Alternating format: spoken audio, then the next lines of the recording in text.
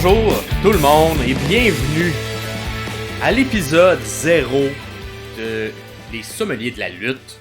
Un nouveau projet que moi et Pierre, on travaille depuis quelques semaines, quelques mois presque. Hein? Oui, quand même. Puis moi et Pierre, on est deux fans de lutte, on s'entend, puis on en parle tout le temps quand on est ensemble. On se fait comment on se fait dessus, genre, on s'enregistre-tu quand on le fait, puis on sort ça à chaque semaine. Donc, on a décidé de partir ce projet-là. Ouais. N'hésitez pas à en jaser si vous aimez ça, si vous voulez plus d'épisodes, si vous voulez nous encourager aussi à partager avec les gens qui écoutent la lutte autour de vous dans votre entourage. Puis ben c'est ça, on passe ça. On voulait faire un épisode un peu intro qui sera pas sous le format des épisodes normaux, juste pour expliquer qu'est-ce que ça va être, ça va ressembler à quoi un épisode des Sommeliers de la lutte. Donc, on peut peut-être commencer par se présenter. Qui on est? Fait que, qui es-tu, Pierre Castonguay? Je m'appelle Pierre Castonguay. Enchanté tout le monde. En fait, je suis un fan de lutte. On va en parler un peu dans l'intro. Là, on va avoir cette discussion-là. De toute façon, cet épisode-là est là pour se présenter, pour présenter le podcast, pour comprendre un peu qu'est-ce qu'on a dans nos têtes, puis qu'est-ce qu'on veut faire avec ce projet-là. Fait que ça, je m'appelle Pierre, je suis début trentaine, fan de lutte depuis un petit bout. Toujours été fan de lutte en fait, mais je le suis plus assidûment depuis peut-être 5 ou 6 ans. Sinon, je suis un humoriste. Je fais de l'humour, je fais du stand-up, je fais des jokes, puis sinon, je parle vite des fois, faut me suivre. Des fois aussi, j'ai des sauts d'humeur. Ça va arriver qu'il y ait des choses qui mettent en tabarnak, fait que je vais essayer que pas trop crier fort dans mon micro, idéalement. Fait que c'est pas mal ça. Toi, Maxime, t'es qui? Ben moi, Max Perriard, aussi un humoriste. On s'est connus à travers l'humour, moi et Pierre. Puis à travers notre passion commune pour la lutte.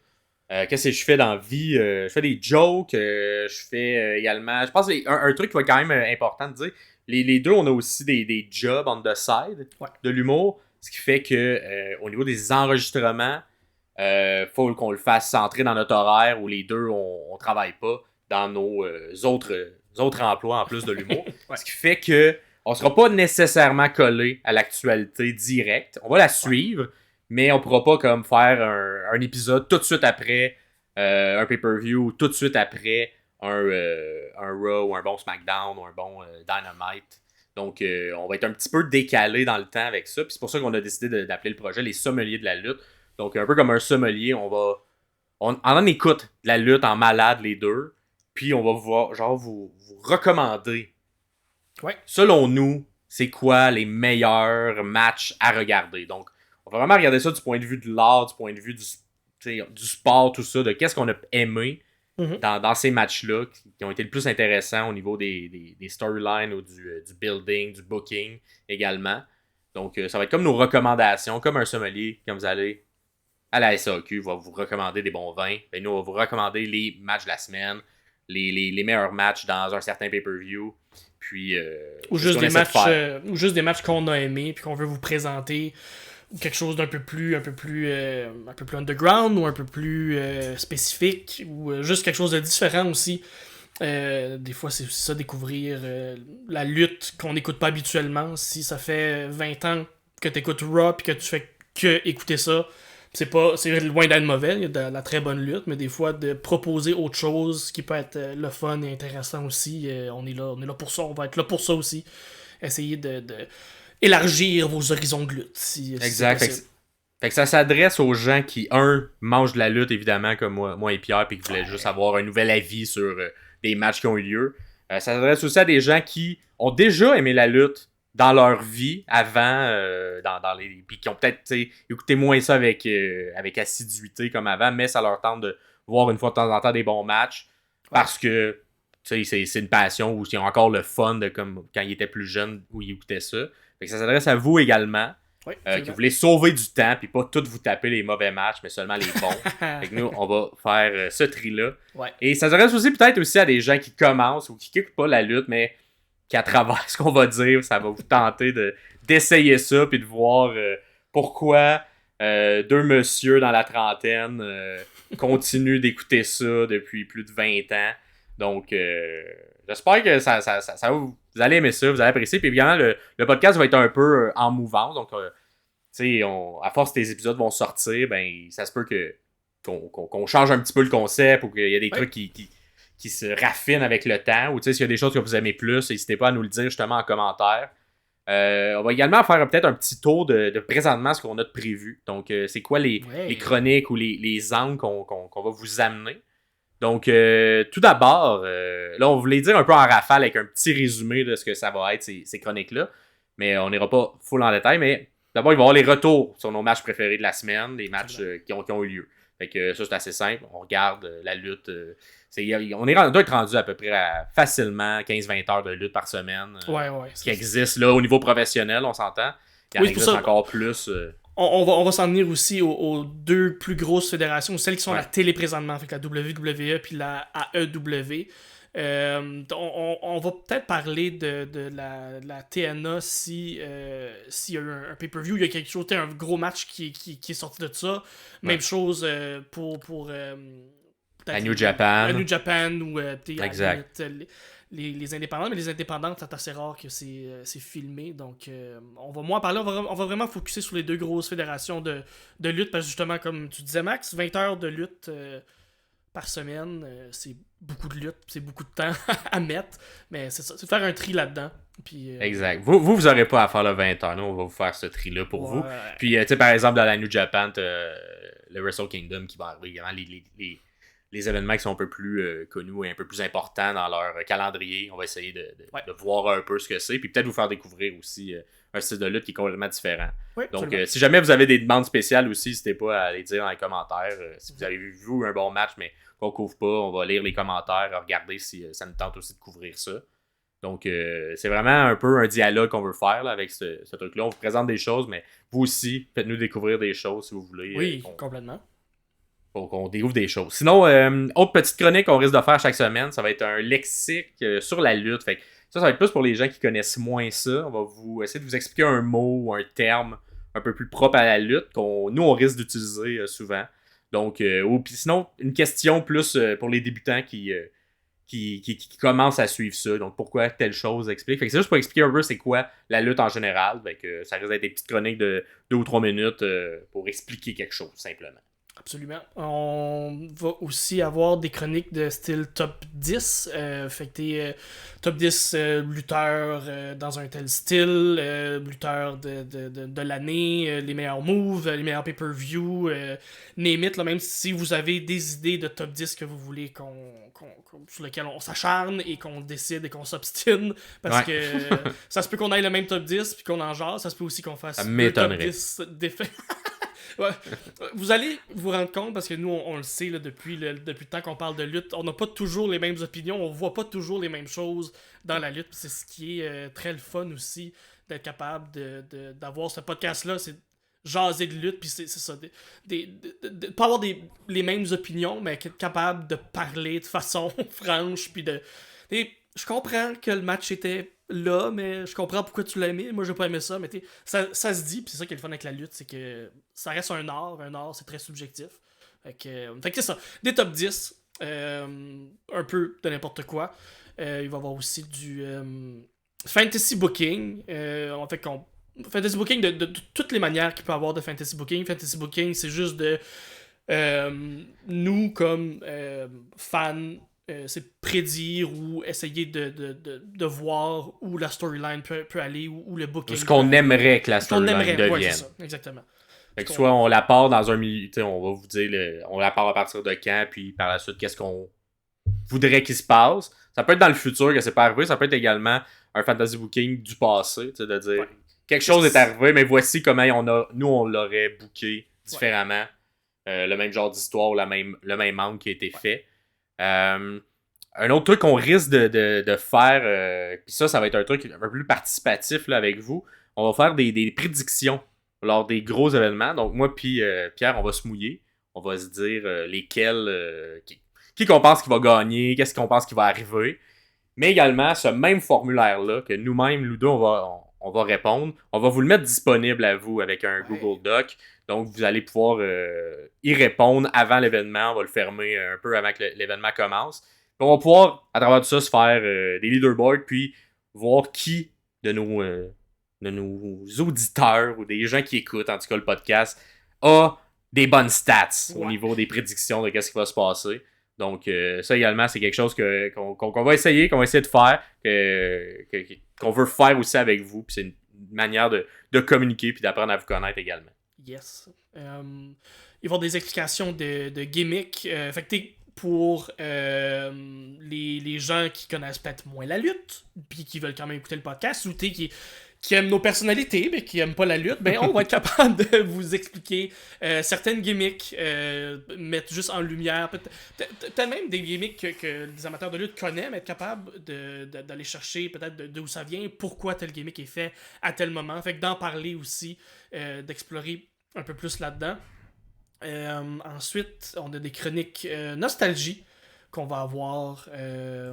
Fait que des souvenirs. Puis en fait, explique-le, Maxime, parce que c'était ton idée à toi. Là, ouais, ben en fait, essayez de revisiter.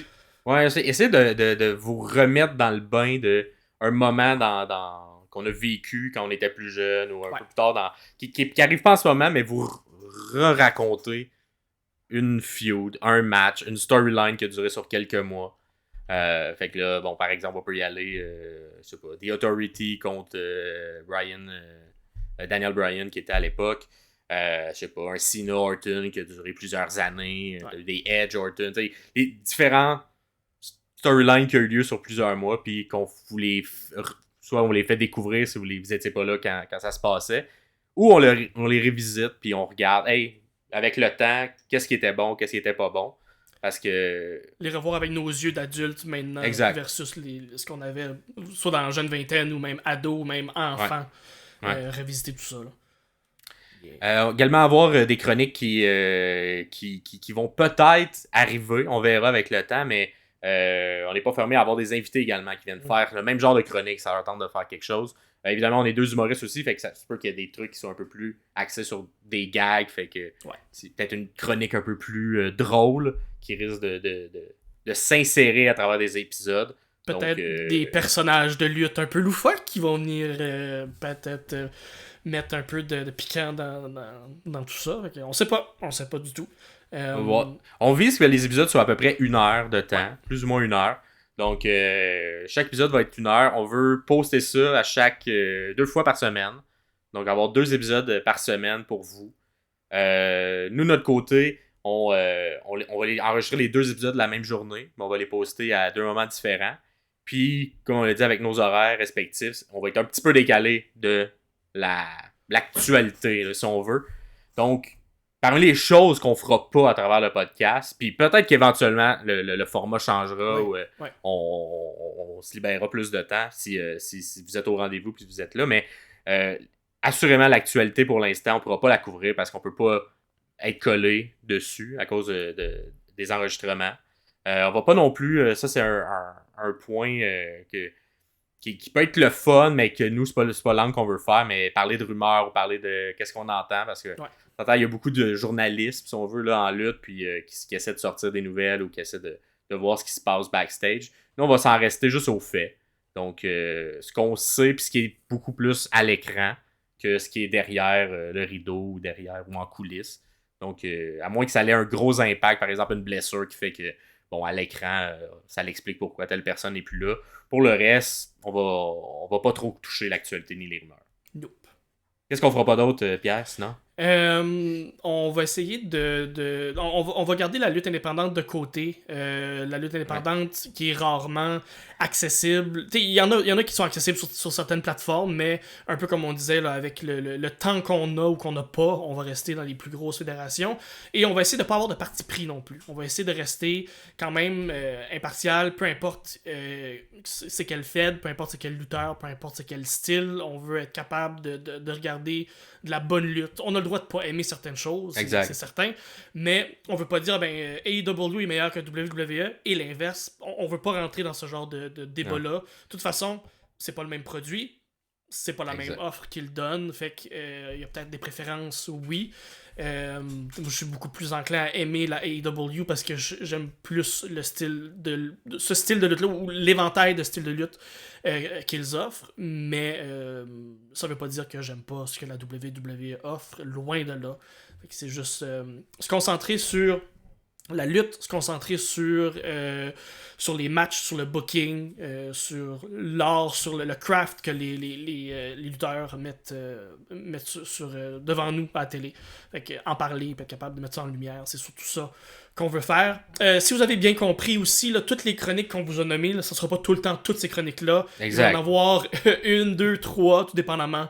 Puis les préférées, celles qui sont plus fun à faire pour nous, c'est ceux qui vont revenir plus souvent.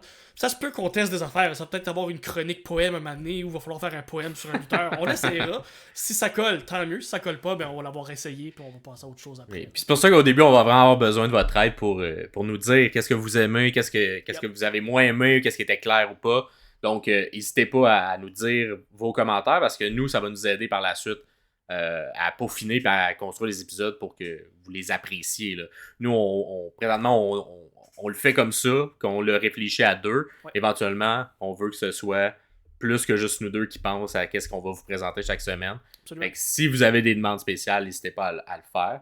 Mais assurément, moi et Pierre, on a des préférences en termes de lutte, mais ça veut pas dire que. Ou en termes de lutteur, mais ça veut pas dire qu'on n'est pas capable d'apprécier tout ce qui se passe dans la lutte en général. Puis même des fois, ça fait chier quand c'est un lutteur que t'aimes pas tant, mais qui te sort un esti de bon match, puis là, t'as pas le choix de faire « Il est bon, je l'aime pas d'habitude, mais là, il était bon dans ce match-là. » Fait que bref, c'est ce qu'on veut dire dans le fait qu'on peut pas parti pris. On va pas hater pour hater, puis aimer pour aimer. Si c'est bon, tant mieux. Nous, on va juste se concentrer sur ce qui est bon, parce que c'est ce qu'on veut vous donner. Puis on se concentre sur les bons matchs. Fait que les bons matchs de la semaine, peu importe où ils sont, on va vous les présenter, puis on va les analyser, puis vous les expliquer pourquoi on a trouvé que c'était particulièrement bon, ce match-là. Exactement. Puis là, on parle du contenant, mais il y a aussi le contenu. Vous allez voir au fil des épisodes, au fil des semaines qui vont avancer, ça se peut que ça soit que le format change, mais tout ce qui est le contenu dans le podcast, on essaie d'avoir quelque chose d'assez clair, précis, puis le fun à faire, le fun à écouter. Mais ça se peut aussi que le contenant plutôt change. Fait que là, on est chacun dans nos bureaux respectifs, chacun dans nos maisons. Ça se peut qu'un moment donné, on fasse un épisode live. Ça se peut que ça soit toujours en studio. Ça se peut que ça reste exactement comme c'est là. Mais il y a aussi ça qui... on veut s'améliorer, on veut donner le meilleur produit, mais on veut aussi faire ça de façon plaisante, comment je dirais ça, sans se casser le cul. Voilà. Ouais. Mais tu sais, avoir le moins d'obstacles possible, dans le sens où, tu sais, vu qu'on est humoriste, ben, des fois, on en a des shows le samedi soir, on en a des shows les soirs de semaine. Fait que le moment qu'on se trouve pour l'enregistrer, ben, c'est le moment que nous, on va prendre pour le faire. Mais ça se peut que ce qu'on va parler, c'est passé il y a une semaine. Parce qu'on n'a pas été capable de se voir avant ça pour en jaser. Donc, inquiétez-vous pas, on va tout couvrir ce qui se passe quand même, au fur et à mesure. Ça se peut qu'on soit juste un petit peu en retard. Tu peux décaler dans le temps, c'est correct. On va... Exact, puis on peut apprécier. Exact, on peut apprécier la lutte, puis vous allez avoir le temps de le digérer également de votre côté, le match que vous avez vu. Fait que, comme nous, on va avoir eu le temps de le digérer. Puis de voir, hey, c'est vrai que c'était vraiment bon, ce match-là. Yep. Ensuite, j'ai quelques. En fait, on a demandé à notre entourage là, des questions quand on a jasé qu'on commencerait ce projet-là. Puis, est-ce que vous avez des questions que vous voudriez nous poser? Fait qu'on a eu quand même pas mal. Fait que on a quand même sélectionné quelques-unes pour pas que ça dure genre 3 heures de temps, là, cet épisode d'introduction-là. Mais c'est des trucs juste pour apprendre à mieux nous connaître ou que eux voulaient nous connaître. Fait que, bref, c'est eux qui ont trouvé ça intéressant. Puis c'est les gens autour de nous, ben on se dit peut-être que ça va être intéressant également pour vous. Donc, première question, Pierre, tu vas demander. Depuis quand es-tu fan de lutte? Puis qu'est-ce qui t'a attiré vers ce sport-là? Ben, en fait, je l'écoute pour de vrai, puis beaucoup plus assidûment, puis beaucoup plus avec une lubie mentale de tout écouter de la lutte depuis peut-être 5 ou 6 ans, où je l'écoute vraiment à chaque semaine, puis que je suis un peu tout. Par contre, je l'avais jamais beaucoup écouté avant. Je suis pas ce genre d'enfant-là qui a grandi en écoutant la lutte, en écoutant Raw, puis en écoutant le Monday Night War, puis tout ça. Je l'écoutais... mes amis l'écoutaient, fait que je l'écoutais un peu par transposition. Tu sais, j'ai tout le temps tout suivi, j'ai tout le temps tout été au courant de ce qui se passait, mais sans l'écouter à proprement dit. Fait que ça a tout le temps fait partie de ma vie, la lutte, sans être très assidu. Fait que, des fois, il y a bien des moments qui sont des highlights dans le monde de la lutte où tout le monde, à ce moment-là, a écouté WrestleMania 17 dans l'histoire de WrestleMania 17. Ouais. Je l'ai réécouté par après avec mes yeux d'adulte, mais j'étais pas là live pendant. Ou j'étais peut-être là, mais moi j'étais en train de jouer au Nintendo pendant que tous mes chums étaient en train d'écouter la lutte. Exemple. Ouais. Puis ça amène avec le style de podcast qu'on veut faire que t'apprécies quand même si t'es pas dans le moment présent. Donc c'est pour ça qu'on veut essayer de montrer cette facette-là. Ouais. Puis quand j'ai recommencé, quand j'ai commencé à l'écouter pour de vrai, c'est devenu pendant comme un an une grosse... C'était que ça. Je réécoutais, j'ai réécouté les pay-per-views, je m'informais, j'écoutais NXT dans ce temps-là, il était pas encore... C'était presque devenu le Golden Black là, era avec Ciampa et tout ça, là, mais c'était pas encore ça, mais ça commençait. Fait que je suis arrivé à un beau moment où la lutte a commencé à changer puis a commencé à devenir super, super intéressante avec la AEW qui débarque, avec le Bullet Club qui se défait, avec tout ça. Je suis rentré dedans à 1000 à l'heure, même que pendant 2 ans, j'écoutais New Japan à chaque semaine, en plus d'écouter d'autres luttes. Et je tombe en amour avec la New Japan. Je la suis moins faute de temps, mais vous allez voir que... Vous allez comprendre que des fois, il y a certains styles qui sont pas populaires en Amérique que moi j'aime beaucoup. Puis on a en masse de s'en parler. Fait que... Ouais. Toi, ouais, ben en fait, moi de mon bord, ça a été... Je pense que j'ai commencé comme un peu casual fan enfant. Ouais. Je pense pas que, tu sais, genre, je recommande pas ça, nécessairement. Mais, tu sais, mon père, c'était mon père, puis je l'aime beaucoup, tout ça. Mais bon, moi, il m'a introduit à la lutte dans la Attitude Era, qui était peut-être pas la meilleure période pour introduire un enfant de 10 ans à la lutte, mais... On le savais-tu à ce moment-là que... On le savait, puis gars, hein, on s'en fout. Mais ça a tout été clair quand même que c'était fake, puis que ça, tu sais... J'avais pensé, c'est juste c'est une période qui était quand même intense, et plus axée vers un produit adulte. Puis il y a beaucoup de choses dans cette période-là non plus que j'aimais pas, fait que tu sais... Même si j'écoutais ça de manière casual. Tu sais, mon père, c'était pas... il suivait pas les pay-per-views, mais il suivait les matchs, les trucs à la télé de semaine, tout ça. Fait que, il écoutait comme un bon soap. Exact. Ben, comme plein de gens l'écoutent, je pense, en général. Tu sais, c'est à la télé, puis ça joue le lundi. Fait il y en a qui écoutent Stat, puis il y en a qui écoutent Raw, puis SmackDown. Fait mon père, il écoutait ça de cette manière-là. Puis, par la suite, où j'ai commencé... Tu sais, j'écoutais ça, mais d'un œil de... Ah, ben, mon père écoute ça, fait que je m'intéresse un peu. Mais j'ai jamais été captivé, disons, parce que je pense que j'étais pas le public cible à cette époque-là. Mais je me souviens du Rock versus The Rock contre Stone Cold, puis tous ces feuds-là, mais on dirait que j'étais moins interpellé parce que j'étais un enfant à cette époque-là. Puis c'était plus quand j'étais rendu ado que j'ai pu voir à quel point c'était quand même très créatif, très intense, puis qui poussait la ligne à plusieurs niveaux là, dans cette période-là. Mais j'étais pas conscient quand c'était le cas. Puis moi, j'ai plus commencé à suivre ça de manière assidue à partir de à peu près le Ruthless Aggression, un peu à la fin. Fait que le mix entre quand on a perdu, quand la WWE a commencé à perdre The Rock, Brock Lesnar, tout ça, puis que là ils ont commencé à mettre de l'avant John Cena, tout ça. Moi c'est là que j'ai commencé un petit peu plus à le suivre, mais je resterai encore casual jusqu'à 2009 environ. Ok. Fait que, mettons, 2004 à 2009, assez casual, où je le suis, je suis les pay-per-view, mais j'ai pas tant une analyse, je fais juste le suivre parce que ça arrive, puis c'est dans mon feed. À partir de 2009, là, je suis devenu un esti de fou. C'est quand même juste écouter ça. Drôle que ce que beaucoup disent être les dark days de la lutte, c'était vraiment pas bon. Toi, c'est là que t'as accroché puis t'as embarqué. Puis, Hey, j'ai-tu accroché? Je sais pas si j'ai accroché, mais j'ai commencé à suivre ça, puis à aimer les histoires qui étaient racontées. Évidemment, c'était la PG era qui était critiquée de plein de manières. Mais à travers tout ça, il y a quand même des bonnes choses qui en sont sorties. Ouais. Mais j'ai vraiment plus commencé à adorer ça avec les débuts. On veut quand ils ont commencé à avoir un angle avec quand ils ont amené CM Punk dans le roster, ils ont commencé à signer aussi des gars un peu plus indie, comme Bryan Danielson, que c'est un de mes lutteurs préférés. D'après c'est mon lutteur préféré. Quand il est arrivé dans la vague de NXT, qui était un peu n'importe quoi à l'époque.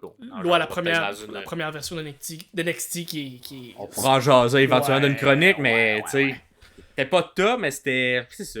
Puis je pense qu'il m'a attiré tout le temps, c'était le côté flou entre si c'est vrai ou c'est pas vrai. Ouais. Qui est encore présent aujourd'hui, malgré que je comprends que tout est scripté.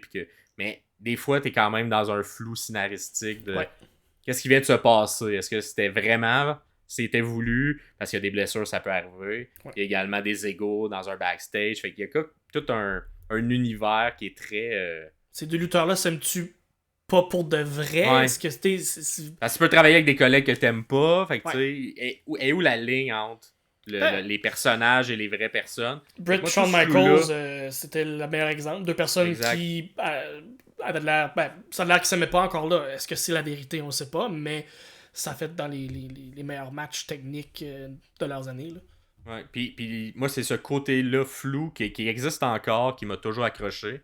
Puis quand je suis devenu un peu plus vieux, puis que j'ai pu moi-même aller dans les événements, mais là, ce qui m'a accroché, c'est la foule, évidemment, parce que je pense que quand tu vis, c'est quelque chose de profondément intense. Pour ceux qui n'ont jamais su ça, c'est un peu comme si tu allais au Centre Bell dans une game du Canadien, où tu sens une énergie dans l'air très intense. C'est ça, mais à la lutte, tu peux le vivre avec 100 personnes dans une petite salle pour des gens qui sont pas connus, mais que tout le monde on décide que lui on l'aime pas, puis lui on l'aime, puis c'est correct d'haïr ces gens-là. Fait que moi, c'est ça qui fait que je continue d'écouter ça, puis que j'adore ça. Des adultes ensemble qui décident qu'on n'aime pas une personne. C'est magique. C'est magique. C'est très magique. Prochaine question, il y a plusieurs personnes qui qualifient la lutte de fausse ou de scénarisée. Qu'est-ce qu'on en pense en général? Ouais, ben un peu comme je disais, tu sais, on le sait que c'est écrit, que c'est prévu d'avance, mais le côté réel de les fans, comment ils réagissent, ça c'est très réel, tu sais. Ouais. L'émotion est vraie. Exact. L'émotion est toujours vraie face aux produits qu'ils nous présentent, même si eux ils ont une idée de ce qu'ils veulent. Ça veut pas dire que le public c'est la même idée qu'ils ont. Puis cet affrontement-là, si on veut, entre qu'est-ce que les gens veulent dans la salle versus ce qui a été prévu, ça c'est vrai. C'est pas scénarisé, c'est très réel. Puis sinon, ben là, au point de vue de la lutte en tant que telle, je vous inviterai à prendre juste un cours de base de lutte et vous allez comprendre, c'est extrêmement difficile sur le corps et ça prend des athlètes de très très haut niveau. C'est ça, c'est des vrais athlètes. C'est des vraies personnes qui s'entraînent à chaque jour pour être capables de livrer un produit, oui, qui est scénarisé, mais ça reste que... je dirais jamais fake. Non, c'est pas fake parce que c'est tellement demandant pour le corps et pour la personne. Il faut qu'il soit complet à plein de niveaux. Que beaucoup d'autres sports, beaucoup d'autres arts, t'as pas à être aussi complet que ça. Dans le sens où, au niveau de l'art, t'as pas à être aussi en shape ou aussi athlétique. Puis inversement, quand t'es un athlète, t'as pas à être aussi bon au micro ou aussi bon acteur. Puis là, c'est la combinaison de ces deux trucs-là. Donc, oui, il y a beaucoup de choses qui sont décidées puis scénarisées, mais ça veut pas dire que c'est faux pour autant, tout ce qui se passe puis ce qu'on vit. Là. Exactement. Prochaine question. Qu'est-ce que tu dirais à quelqu'un qui n'a jamais regardé la lutte pour le convaincre de lui donner une chance? Moi, pour vrai, ça a tout le temps été d'essayer de comprendre, de pas le regarder au premier degré, là, d'essayer de voir c'est quoi le deuxième degré de ce qui est présenté, puis de comprendre que le public est un personnage très important dans la lutte. Si c'est pas le personnage le plus important, c'est le public. Puis le public, tu peux pas tant décider que ça, qu'est-ce qu'il va dire. Non, c'est ça. C'est un peu en écho à ce qu'on disait dans la réponse de la deuxième question sur ce qui est scénarisé. Oui, c'est scénarisé, mais ce qui est vrai, c'est l'émotion qui est rapportée. Fait que de prendre quelqu'un qui connaît... Moi, n'importe quel de mes amis qui a jamais vu, qui a jamais écouté de la lutte, qui connaît rien de ça, qui fait juste comme je connais The Rock, là, puis ça me dit quelque chose vaguement.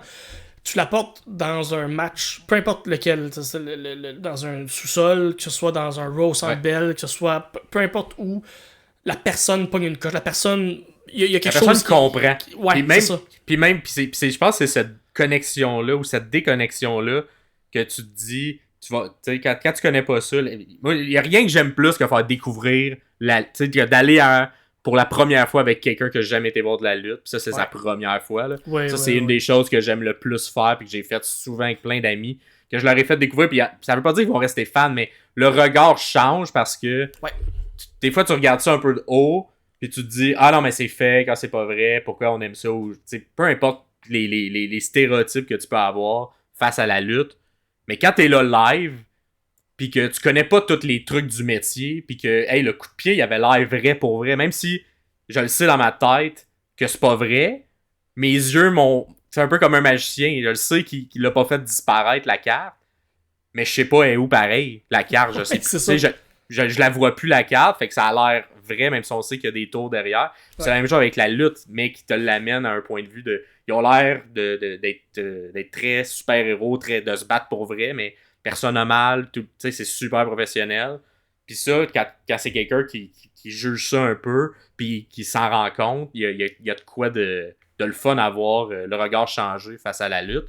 Oui. Puis aussi comprendre le feeling avec la foule, que ça aussi, c'est un aspect très le fun de la lutte, de juste se dire. Voir quelqu'un qui spontanément se met à crier après quelqu'un, de l'envoyer chier. Ben, tu sais, gars, j'ai gilet de la Tabarnak de Team, qui est une équipe indépendante au Québec.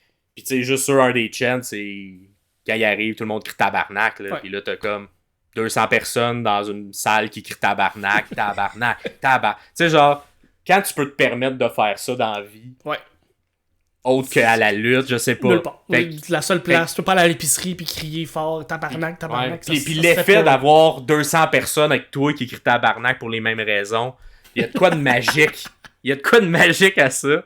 Fait que t'aimes ou pas, t'as pas le choix de t'en rendre compte quand tu le vois puis quand tu le vis.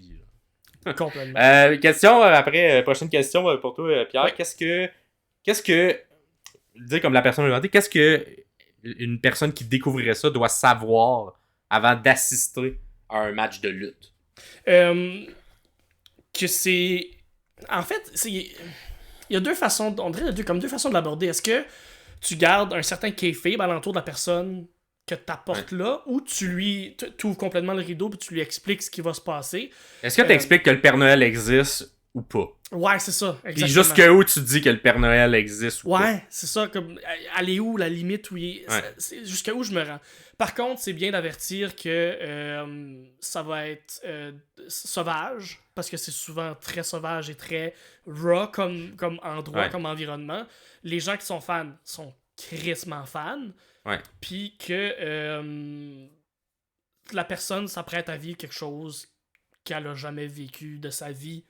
Fait que c'est très, très, très global comme avertissement, mais t'as pas besoin d'aller dans le mais là il y a un méchant, puis là il y a un gentil. Tout ça est expliqué quand même de façon très naturelle puis très organique quand tu vas voir un show de toute façon. Là. Ouais. Moi, je dis tout le temps, essayez d'arriver avec une ouverture d'esprit. C'est ce que vous allez voir. Enlevez de côté tout ce que vous pensez ou tous vos jugements que vous avez face à ça. Rentrez comme si vous aviez jamais entendu parler de ça puis que je vous fais découvrir quelque chose que vous aviez jamais vu. Enlevez de tous les côtés. Puis essayez de regarder ça à travers un cœur d'enfant, si on veut. Là. Fait que, tu sais, de voir essayer de comprendre ce qui se passe. Puis moi, j'ai des gens qui, évidemment, ils seront jamais fans comme que moi je suis fan.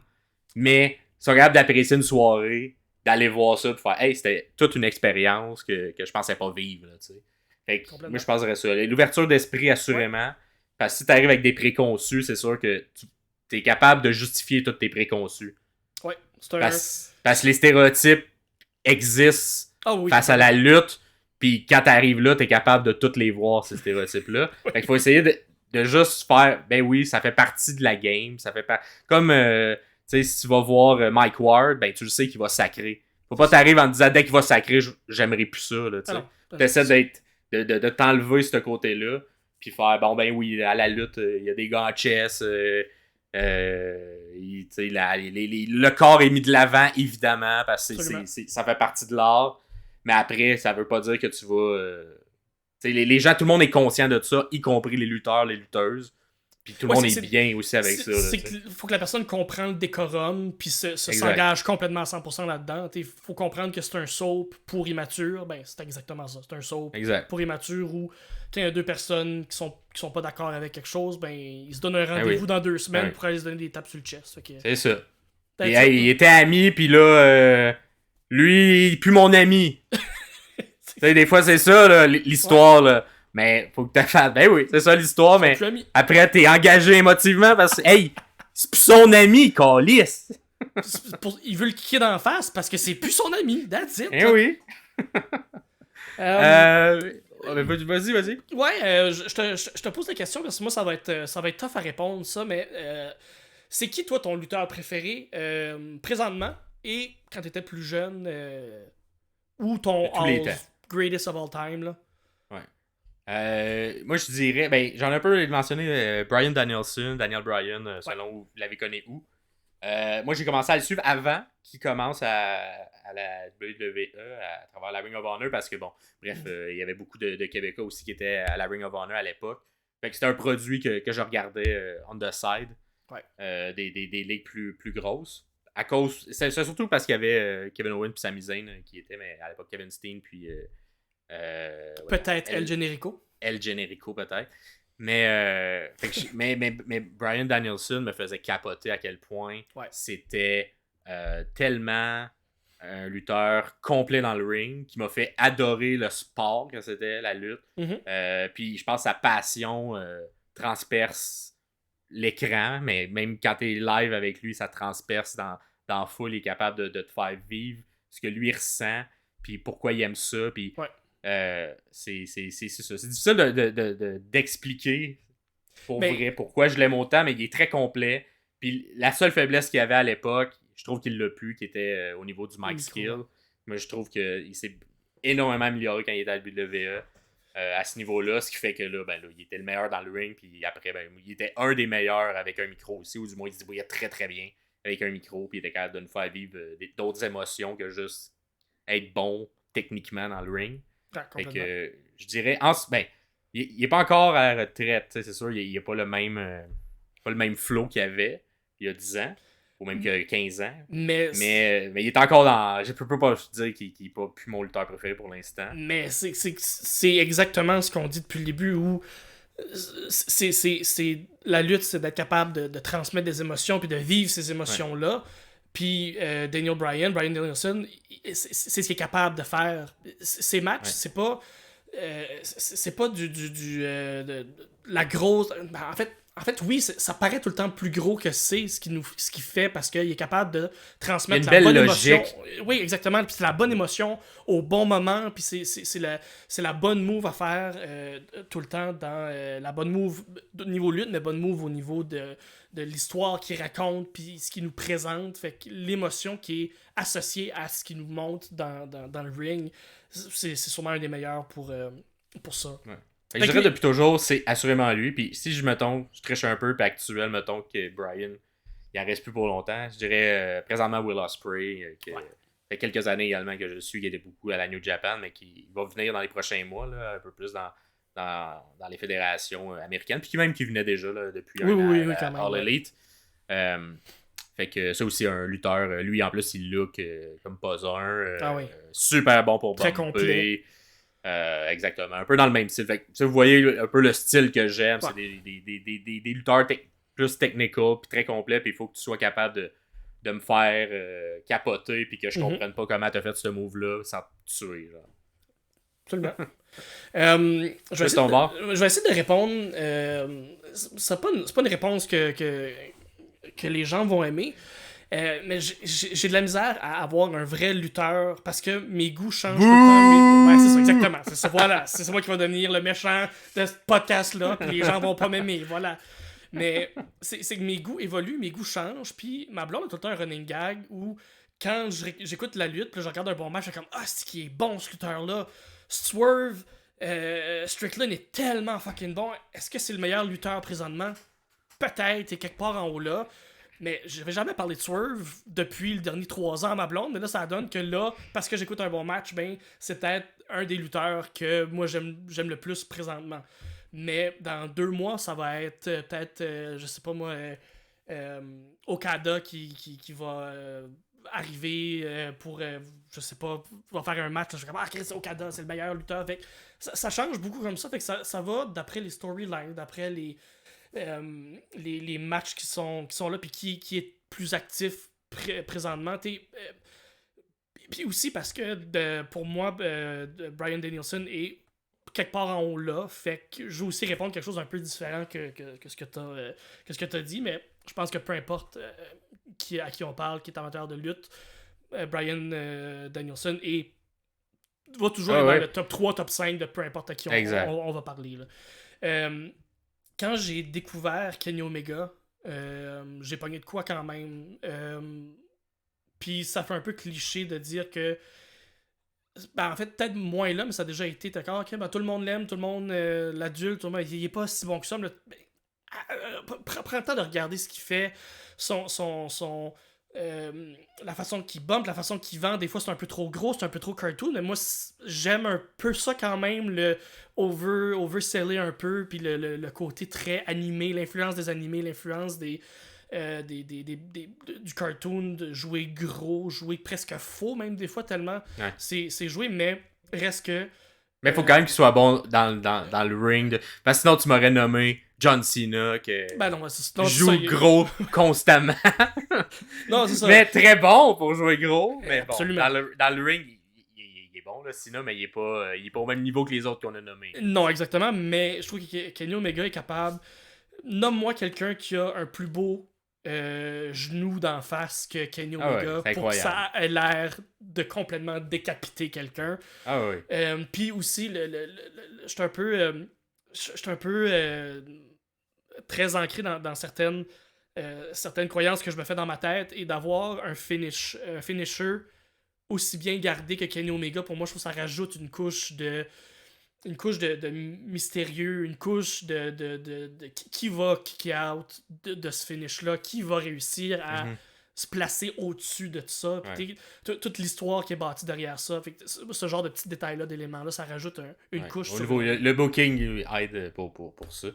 Et puis la question était phrasée lutteur, là, mais je vais le poser de l'autre bord et tout. Là. Ouais. Lutteuse préférée oui. de tous les temps ou actuelle? Tu te laisses le temps d'y penser? Présentement, c'est Rhea Ripley que Parfait. je trouve très, très complète. Là, puis elle est dans. Excellent. Très jeune en plus. Fait que complètement. C'est fou. Sinon, de tous les temps, un peu plus. Charlotte. Moi, j'ai pas le choix. Ouais, c'est ça. On dirait que j'ai pas le choix de dire Charlotte parce que j'ai jamais vu une femme aussi complète. Ouais. C'est peut-être pas le personnage que je m'accroche le plus au niveau de. On dirait, tu sais. C'est comme. Elle sait qu'elle est bonne. Et ça, des fois, ça l'enlève, ça crée une distance avec ce que je vis quand elle fait, mais j'ai pas le choix de tout ce qu'elle fait, c'est incroyable. Mais sinon, tu sais, moi, en termes de peut-être, même s'il est encore là, Charlotte, je vais dire, mettons, of all time, je vais dire Charlotte. Ouais. Puis en ce moment, ce que je préfère. J'ai tout le temps bien aimé Bayley puis Becky. Vraiment de la difficulté mais tu sais, je pense que je dirais Bayley parce que je la trouve tellement complète dans le ring. Je trouve ça de valeur parce que Bayley, elle lutte plus depuis comme 1 an. Là, elle lutte presque pas, très rarement. Ouais. C'est peut-être une question de blessure aussi. Là. Mais vois-tu, moi, Becky, je suis complètement ailleurs. Autant que j'aime un Jon Moxley qui est un brawler, autant que Becky qui a un peu le même style que Jon Moxley, qui va être plus brutal, un peu moins technique. On dirait Becky, pour moi, j'ai un peu de la misère à embarquer dans ce qu'elle me donne. Mais elle est capable de sortir des crises de gros matchs, elle est capable de traverser l'émotion de façon très claire. Mais moi, c'est un peu moins ça. On dirait qu'il y a la Becky aussi après la pause qu'elle a eue. Avant et après, là, tu sais, mettons, il y a eu sa montée incroyable jusqu'à temps qu'elle prenne une pause pour un congé de maternité. Puis là, depuis, elle s'installait avec un personnage très fort, très arrogant, ou je sais pas si on veut, avec une grosse confiance, qui je pense que je préférais le personnage qui était un peu plus underdog, puis qui était poussé par le public, un peu plus, puis je trouvais que ça fitait un peu mieux également avec son histoire, avec ce qu'elle dégageait dans le ring. Là, en ce moment, elle a un personnage un peu plus en confiance. qui est bon aussi, mais que je trouve qui vient moins me chercher. Ouais. Alors que Bayley, j'ai toujours tout le temps apprécié les différents personnages Ouais. qu'elle a eus. Puis, il y a beaucoup qui vont pas aimer sa période où elle était très, mettons, pour les enfants, tout ça. Mais moi, j'ai tout le temps trouvé excellente dans ce qu'elle faisait pour une top, une face-face. Aujourd'hui, ça fait longtemps qu'elle est heel, depuis quelques années elle est heel, mais quand elle était face, ultra face, il y avait de quoi de beau aussi avec les bonhommes, tout ça, que j'ai tout le temps quand même apprécié, puis que le niveau de lutte était tout le temps très, très élevé. Puis que tu voyais qu'elle aidait tout le monde aussi à être meilleur. T'sais, moi, je pense qu'il y a ça aussi, là, avoir un lutteur ou une lutteuse qui est capable de rendre les autres meilleurs, c'est quand même important parce que c'est un travail d'équipe, faire un bon match. Puis t'en as qui sont meilleurs pour rendre les autres meilleurs. Ouais, complètement. On ferait une comparaison, mettons, là, avec l'impro, là, genre Claude Legault était excellent pour rendre les autres joueurs d'impro très bons autour de lui. Élever tout le monde autour. Très cool. Très, très cool. Parfait. Prochaine question. Est-ce que tu as déjà assisté à un événement de lutte en direct? Si oui, raconte-moi ton expérience. Je peux... Les deux, oui. Oui, absolument. On va raconter nos expériences. Moi, celle qui y en a deux qui m'ont beaucoup marqué. La première fois que j'étais à Battle War, qui se déroule au Fofone électrique chaque dernier dimanche du mois, si je me trompe pas. Cette fédération-là a un corps de gens de fans qui les suivent, qui sont extrêmement intenses. Puis c'est ça, c'est le classique. On se présente là, puis on crie après les méchants, puis on encourage les gentils, puis de la passion des gens qui sont autour du ring, les 200 personnes qui sont là, qui crient l'atmosphère. Il fait chaud, puis on boit de la bière, puis on crie de la sauce à du monde en chess. Ce côté raw, puis aussi l'exutoire que ça donne, tu sors de là un peu comme un renouveau, là, ça fait du bien, là, ça sortit un genre ça fait sortir le méchant de ta semaine. Puis le fait que ce soit que le lutteur entende ce que tu dis, moi ce que j'aime, le côté impro qui arrive, qu'on voit moins au niveau élevé là. Oui, parce qu'il y a aussi un effet de distance aussi dans les gros arénas où c'est plus dur d'aller rejoindre les lutteurs, mais d'être capable de lancer une insulte que le lutteur entend, puis qu'il se vire de bord, puis qu'il t'envoie chier, puis parce qu'il a compris, tu sais, t'as comme surpassé un peu tout le monde autour de toi, t'as lancé une bonne chiennerie de plus à ce côté-là. La proximité dans des petits shows comme ça, j'aime vraiment ça. Ah, c'est vraiment le fun, puis bref, je pourrais nommer plein d'expériences. Je vais essayer d'aller ailleurs là, avec ma réponse. Je vais te dire WrestleMania, que j'ai eu la chance de voir en live. C'était le New Orleans. C'était le 34, si ma mémoire est bonne. WrestleMania 34, la deuxième fois qu'il avec les gros, le masque. Le gros masque, exactement. Mais tu sais, c'est évidemment, c'était sur ma checklist de vie d'un année. Il faudrait que j'aille voir un WrestleMania. Et t'as passé à la télé? On t'a vu là? Évidemment, je pense qu'il y a beaucoup de shots de public. Fait qu'un moment donné, si t'es le moindrement intense ou avec des pancartes, ils vont te montrer. mais c'est ça, c'est de voir toute l'intensité, puis un peu ce qu'on expliquait, là, mais puissance 1000, parce que là, c'est WrestleMania, fait que c'est un peu comme le Super Bowl de la lutte, là, pour ceux qui ne savent pas c'est quoi. Là. C'est l'événement dans l'année qui vient, puis on est rendu là, bientôt à 40, là, l'an prochain, ça va être le 40e.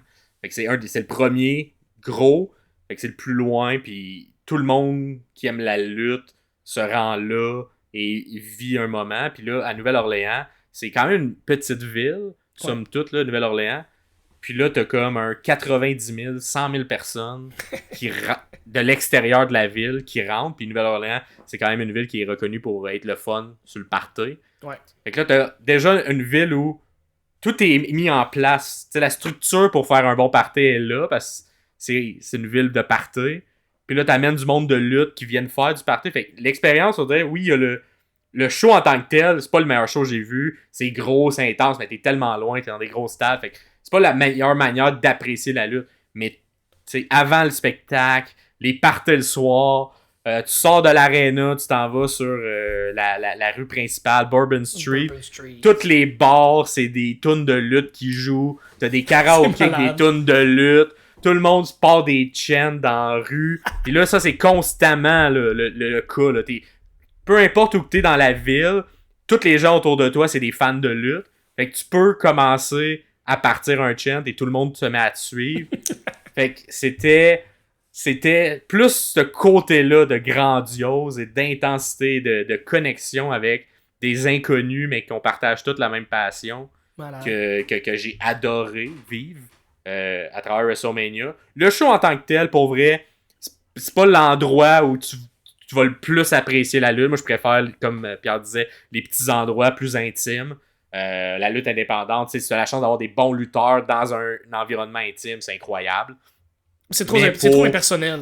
Exactement. Mais être dans une foule de 90 000 personnes, puis qu'on décide, sans parler, que ce qui se passe dans le main event, on s'en calisse, qu'on essaie de upstager le show, puis là, le main event, c'était pour une nouvelle fois un Brock Lesnar contre Roman Reigns, qu'on était un peu tanné de voir. Oui, c'est vrai, la foule, à ce moment-là, a décidé de juste prendre le dessus sur ce qui nous était présenté, puis je pense, tu sais, ce qui était présenté à la télé, ça paraît moins parce qu'il y a beaucoup de close-up, mais dans la salle, on faisait juste se lancer des ballons. On se faisait notre fun entre nous, puis on n'écoutait pas nécessairement le match. Qui d'ailleurs, quand je l'ai réécouté, j'ai trouvé que c'était un excellent match, là, mais dans un truc grandiose comme ça, c'était plus notre manière de critiquer le booking qu'il y avait, ou le manque de renouveau qu'il y avait. Qu'on était un peu tanné que ce soit tout le temps la même chose qui était dans le main event. Puis bref, c'est ça. Il y a de quoi de spécial, d'une synergie de foule avec autant de monde. Puis, mais c'est ça. T'as moins la proximité. Mais je le conseille, évidemment. Là, oui, c'est n'importe quel amateur de lutte, ou même quelqu'un qui n'est pas amateur de lutte, mais que ça donne. Tu vas avoir du fun, c'est sûr. Tu vas là avec des amis ou tu vas là avec ta blonde, ton chum. Il y a quelqu'un qui t'apporte là. Tu vas pas vivre un mauvais moment. Parce que mais même si c'est juste au Centre Bell, un Raw ou un Dynamite, ou peu importe, là, l'événement de lutte sur grosse échelle, fait par des multimilliardaires, avec overproduce, ça vaut la peine d'aller voir ça. Autant d'encourager les fêtes locales. Qu'on a de la bonne lutte en plus à Montréal, on est super chanceux. Puis au Québec, même en général, il y a vraiment de la bonne lutte. C'est reconnu mondialement que le Québec offre des bons produits. Le Québec, puis genre en Californie, là, on est deux des endroits où c'est le plus effervescent au niveau indépendant. Là. C'est super le fun. Prochaine question, Pierre. C'est quoi ta fédération de lutte préférée et pourquoi tu la préfères? On a glissé déjà un mot, je pense, tantôt. Ouais, moi, c'est la AEW présentement que. Je dis présentement parce que mes goûts changent beaucoup, évoluent et dans 6 mois, ça va peut-être être la WWE, là, qui sait. Mais présentement, puis depuis peut-être. Depuis que la AEW roule, depuis 4 ans, c'est la fédération-là qui m'a accroché. Même qu'à un moment donné où j'écoutais plus du tout la WWE. J'aime beaucoup la diversité de styles qu'ils offrent, quelque chose de plus technique, quelque chose de plus high-flying, luchador, quelque chose de plus strong style, quelque chose des fois c'est juste un match un squash, mais qui veut dire quelque chose dans une storyline. C'est jamais parfait, il n'y a aucune fédération qui est parfaite, des hauts, des bas, mais je réussis toujours à aller, peu importe le show télé que j'écoute, Dynamite, Collision, même des fois Rampage, je réussis tout le temps à aller chercher au moins 1 ou 2 matchs que j'aime puis que je suis capable d'apprécier, puis de sortir de là avec un wow, ok, c'était vraiment bon, ou l'histoire est le fun à écouter, l'histoire est le fun à voir évoluer et à voir grandir. Fait que c'est vraiment la AEW que j'aime beaucoup. Je l'ai nommé un peu vite fait tantôt, mais j'ai suivi quand même quelques années la New Japan. C'est complètement autre chose, les histoires qu'il y a à la New Japan. Ça, c'est aussi sur ma liste de choses que... Aller voir en voir live, là, mais au Japon. Là. Pas juste la New Japan qui vient en Amérique. Moi, c'est vivre avec le décorum d'un public japonais également. Là, qui si tu vas au complètement Japon, différent. Si tu vas au Japon pour écouter de la lutte japonaise, oui, t'as New Japan, mais faut que t'ailles voir Wrestling Noah. Wrestling Noah, c'est quelque chose, c'est un show qui est complètement décalé avec des gros personnages. Ça peut être des mascottes qui se battent. C'est là où Kenny Omega s'est battu contre. Je sais pas si c'est un ballet ou c'est un. Mais il y a eu un match contre une poupée gonflable, entre autres. Puis Ibushi aussi avait eu un match contre une poupée gonflable. Je pense que c'est trouvé sur YouTube facilement. Facilement, c'est dans Wrestling Noah qui est une fed complètement décalée. Comme j'adore pogner des. Vous allez voir également que ces lutteurs-là sont incroyables. Ils sont capables de rendre réel qu'une poupée a des chances de gagner le match. Ça te montre à quel point c'est sont très bons techniquement. Complètement. Je te renvoie la question, toi, ta Fed préférée, oui.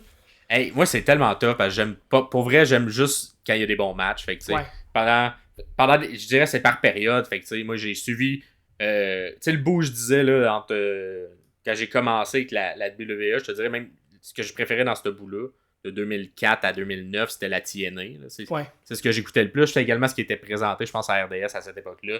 Fait que c'est ce que j'écoutais. Plus que la WWE, mais j'écoutais la WWE parce que c'était tout le temps là.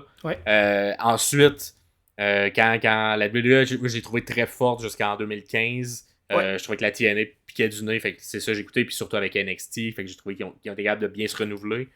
Puis là, aujourd'hui, avec la All Elite qui a commencé, que j'aime aussi le produit, que la WWE qui est encore là, que je suis encore les deux, fait que je vais dire juste, règle générale, la WWE, parce que c'est ce qui m'a accompagné. C'est genre ce qui a continué tout le long. Fait que je vais dire la WWE. Ça a toujours été là pour toi. C'est là l'histoire, c'est ça. C'est l'histoire que ça a, puis pendant longtemps, pour des bonnes et des mauvaises raisons, ça a eu le monopole. Fait que, tu sais, les bons lutteurs sont souvent là. Je te dirais, présentement, la division féminine est super forte à la WWE. Elle est mise de l'avant aussi. Oui, complètement. Fait que, tu sais, c'est quelque chose qui est vraiment le fun. Encore à regarder au niveau des budgets, les vidéos package, le côté grandiose. Tu sais, c'est sûr, quand ils viennent à Montréal, je vais toujours essayer d'être là. Même chose pour la All Elite, mais la WWE, c'est difficile de pas y aller parce que tu veux revivre un peu tout le temps l'émotion.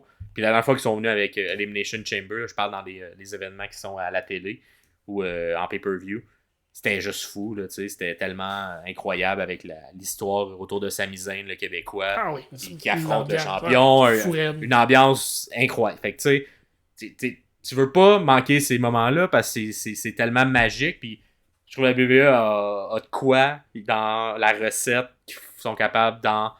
Même si tu te dis ils ont tout fait, ils réussissent tout le temps à refaire la roue. Ils réinventent la roue tout le temps.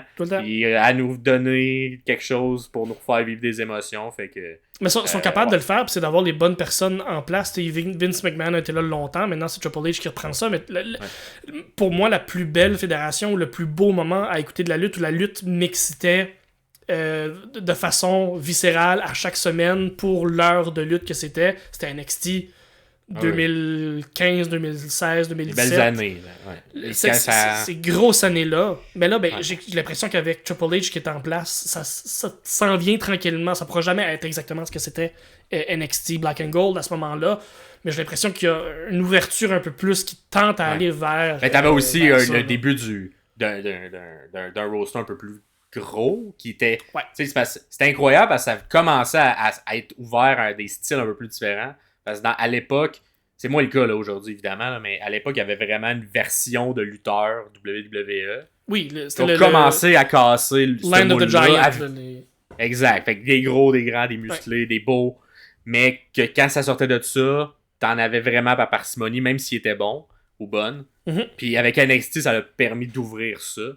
Puis c'est là que je trouve qu'il y a eu un gros boost de talent à la WWE dans ces années-là. Puis c'était incroyable à suivre parce que t'avais des lutteurs incroyables sur la scène indépendante qui avaient enfin leur chance dans des grosses promotions pour avoir des gros matchs avec éventuellement d'autres gros noms que tu te disais, hey, c'est fou. Tu sais, de penser que là c'est con parce qu'il est full au plan, mais que Bryan Danielson soit capable de se rendre contre un John Cena, c'est quand même. Tu sais, tu m'aurais dit ça en 2006-2007, j'aurais fait jamais de la vie. C'est impossible qu'il se rende. Puis s'il se rend, il va être low card, là, tu sais. Il sera jamais mis sur un pied d'égalité avec un gars comme John Cena. Puis finalement, ça s'est fait des années plus tard. Puis, fait que bref, tout ce renouveau-là, je trouve que la WWE est souvent intelligente pour bien s'adapter. Absolument. Quand ils ont besoin de s'adapter. Des fois, ils poussent trop longtemps le bouchon, mais quand ils s'en rendent compte qu'ils l'ont poussé trop longtemps, ils sont bons pour faire un 180 puis se rediriger le tir vers les bons trucs. L'expérience puis l'ancienneté puis tout ce qu'il apporte est quand même indéniable. Je t'apporte la dernière question qu'on a. Est-ce que quand Daniel Bryan à ce moment-là a gagné les 2 ceintures, est-ce que pour toi c'est un des moments qui t'a marqué le plus émotionnellement? Si c'est pas ça, c'est quoi? C'est le plus beau moment, moi, de ma vie en tant que fan de lutteur, pas de ma vie, Chris générale. De ta vie! De ma vie! J'ai arrêté tout, esti. Il y a rien qui va topper ça. Rien qui peut topper ça. Un jour, j'ai des enfants, mais encore les of vous autres, Brian a gagné les 2 belts. T'as-tu gagné 2 belts, toi? Sinon, t'es même pas capable de marcher, ben c'est ça. Mais non, mais en termes de consommer de la lutte, je pense que c'est le moment où j'ai été... C'est difficile à expliquer quand tu l'as pas vécu en live, mais c'était tellement un aboutissement, puis ça, c'est un lutteur, en plus, que je suivais depuis tellement longtemps que j'aurais jamais pensé qu'il puisse gagner puis se rendre à ce niveau-là. Puis là, d'avoir le main event qui tourne autour de lui, puis qu'il tourne autour de lui malgré que l'histoire prévue à la base voulait pas que ça soit lui, mais que c'est les... Fait que tu sais, on dirait que c'était comme un cumulatif de tout ce que j'aime dans la lutte. Comme le public qui réagit, qui amène que le scénario se change parce qu'ils n'ont pas le choix, parce qu'on est trop fâchés.